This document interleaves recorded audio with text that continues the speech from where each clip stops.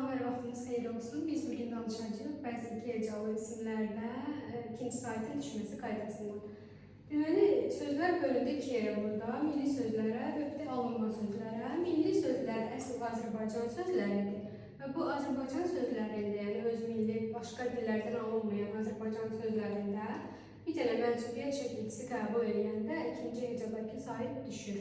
Amma hal şəkilçisi qəbul edəndə ikinci hecadakı sait də düşmə olur da, yəni olduğu kimi qalır. İndi bir dənə mənsubiyyət şəkilçisi qəbul edəsə ki, bu sözlər milli sözlərdir, alındı, beyindi, boyundu, sonra çiyindi, qarındı, ovucdu, demək ağıldı, burada ağıl alınma sözlər əslində o milli sözlərdəki qayda kimi olur. Bir də burada bu oğul olmalıdır.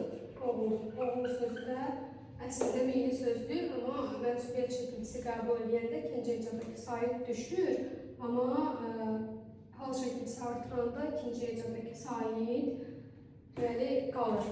Əgər milli sözdürsə də, yəni milli sözdürsə belə olur. Amma alınma sözdə də həm mənsubiyyətdə, həm də hal şəkilçisi qəbul edəndə ikinci hecadakı sait düşəcək. Yəni istənilən sait ilə başlayan hal şəkilçisi qəbul eləsə, ikinci hecadakı sait düşəcək. Və burada qisimdir, zehindir, eyibdir, ətirdir, sonra cisimdir, fikirdir və ömürdür. Bu tipli sözlərdə mənsubiyyət şəkilçisi artırsaq da ikinci hecadakı sait düşür, saitlə şəkilci artırırsan deyə də. Bir də hal şəkilçisi artıranda da ikinci hecadakı sait düşəcək. Əgər hal şəkilçisi də bir dənə çıxışlı halla, yerlik halla bağlı deyil bu qaydamız. Bu aiddir. Sırf sait ilə başlayan ismin hal şəkilçiləri gələrsə bu qaydaya aiddir. Və sait ilə başlayan ismin hal şəkilçiləri də var. Təsirlik halda sait ilə başlayırdır. Sonra var yönlük haldır. Bir də yerlik haldır. Bu üç halın şəkilçilərin qəbul edilmiş söz. Əgər alınma sözsə həm hal, həm mənsubiyyətdə ikinci hecadakı sait düşəcək. Amma milli sözə aidsə, milli qaydadadırsa, onda bir dənə mənsubiyyətdə düşəcək, amma halda qalacaq. Məsələn, nümunə, məsələn, deyək ki, mənim, məsələn, olsun alnım. Biz bura mənim alnım bu şəkildə deyə bilmərik. Və burada mənsubiyyət şəkilçisidir. Buradakı mənsubiyyət şəkilçisidir.